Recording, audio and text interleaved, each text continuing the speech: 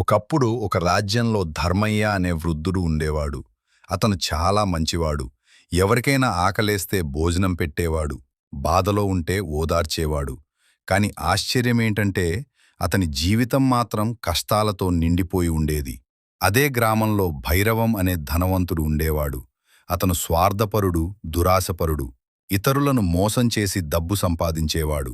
కాని అతని జీవితం మాత్రం బయటికి చాలా సుఖంగా కనిపించేది. ఇది చూసి గ్రామస్తులు ఆశ్చర్యపోయేవాడు.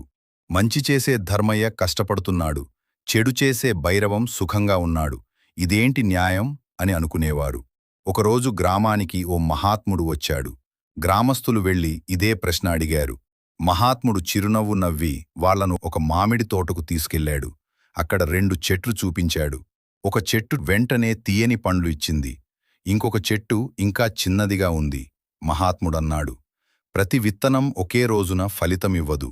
అందరూ అయోమయంలో చూశారు. అప్పుడాయన వివరించాడు. భైరవం ఇప్పుడు అనుభవిస్తున్న సుఖం అతను గతంలో చేసిన కొన్ని మంచి పనుల ఫలితం కావచ్చు.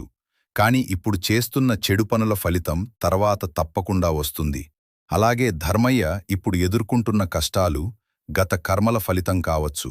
కాని అతను ఇప్పుడు చేస్తున్న మంచి పనులు భవిష్యత్తులో అతనికి శాంతి, ఆనందం తీసుకువస్తాయి. కొన్ని సంవత్సరాల తరువాత భైరవం చేసిన మోసాలు బయటపడ్డాయి. అతను సంపాదించిందంతా కోల్పోయాడు. ఒంటరిగా మిగిలిపోయాడు. ధర్మయ్య మాత్రం గ్రామం మొత్తం గౌరవించే వ్యక్తిగా మారాడు. అతను సంపాదించింది డబ్బు కాదు, మనుషుల ప్రేమ. ఆ మహాత్ముడు చెప్పిన మాట అందరికీ అప్పుడు అర్థమైంది. కర్మ ఎప్పుడూ ఆలస్యమవచ్చు, కాని తప్పకుండా తిరిగి వస్తుంది. మనము చేసే ప్రతి పని ఒక విత్తనం లాంటిది. ఏ విత్తనం వేస్తామో అదే ఒక రోజు మన జీవితంలో ఫలంగా వస్తుంది.